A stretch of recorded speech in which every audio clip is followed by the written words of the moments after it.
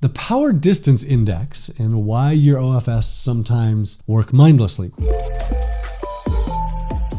This is the second episode in a series of 5 or 8 about why OFS sometimes work mindlessly or why they don't fix something that seems so obvious to them. There's this German guy named Hofstede. He created this power distance index. And if you haven't seen it, it's worth looking at. You'll understand their mindlessness, this mindlessness a lot better. So the power distance index is a measure of how much a culture respects authority. If you have a boss, what's your distance between them in terms of who has power? He lists countries and cultures based on country in this index. And so like the United States is like 40th or something like that, or maybe even lower than that, where the Philippines, I think, is number 4 on this list of power distance index. So they very, very much respect authority and power.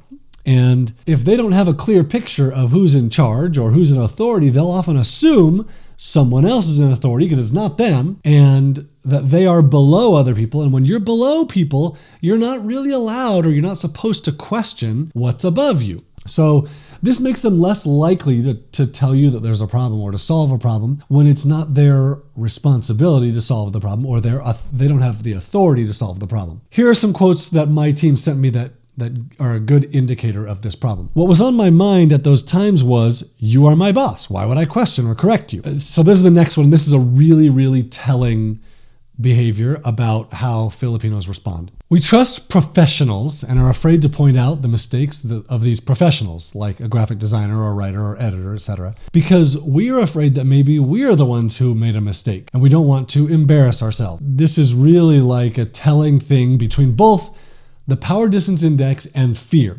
So first of all, they trust that this person who's an authority is not wrong. Even though it looks to them like they're wrong, they're an authority, so they're probably not wrong. And then to say something and have you be wrong is embarrassing. So they're scared, they fear being embarrassed, they fear being wrong, and that person's an authority, and it just makes a hard situation, right? So instead of telling you that this is wrong, or instead of fixing this thing, they don't do anything. So this happened to me today. We're trying to create a new web page and where a user is going to submit some piece of information. And the way the copy was written, they're going to send an email to something. And then the designer said, oh, this is better if we add a button that says submit the information, and it takes them to a form. So he designed it in, sends it to the web creator. The person who's overseeing this whole thing reads the whole thing and sees it, and it gets published like this with both a submit your proposal button and instructions to email it. No, guys, what happened here? There's two separate instructions for how to submit this process. That doesn't make any sense at all. But I was the one in charge of the whole thing. So I was the one in authority, and I saw the problem. I was hoping that they would fix it, and they didn't fix it. And this is probably why they didn't fix it. And so I said, hey guys, we have a problem, fix this. Find the problem. And they created some edits on stuff, but that's not what they fixed. And so finally I was like, why do we have 2 ways of submitting this thing? And they were instantly like, okay, fixed. And they were probably all looking at it like, well, this is weird, but he said it's okay, so we're going to do it. And so in order to create this, you have to make some changes. Let me read a couple more quotes from my team before I talk about that. So next, it takes me around 4 drafts just to show a specific team member a mistake. Should I start with, sorry to correct you? Or, hi, person's name. I might be wrong, but, or, this might be because you didn't see this, but. So next quote.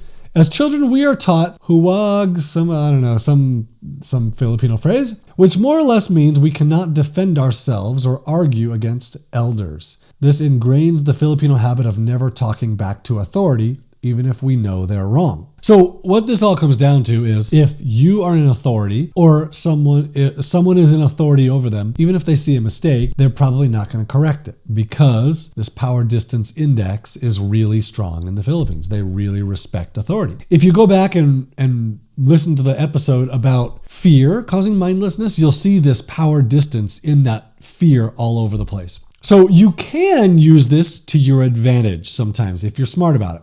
So if you give someone authority, you spell out the authority, they're very likely to take that authority as I'm in charge. And then they're likely to look for mistakes and correct problems and fix it. But they have to have authority, which in the Philippines typically means a job title and specific responsibilities. You need to spell out those responsibilities. If you have team members need to know, they need to know their title, that person's title. Titles are pretty important in the Philippines. And now when they're the ones with authority and with power, they're more likely to look and say, oh yeah, hey guys, we're not doing this right. Let's fix this because it falls on me. That's how they feel about it. So in the next episode, we're going to talk about quantity over quality causing mindlessness.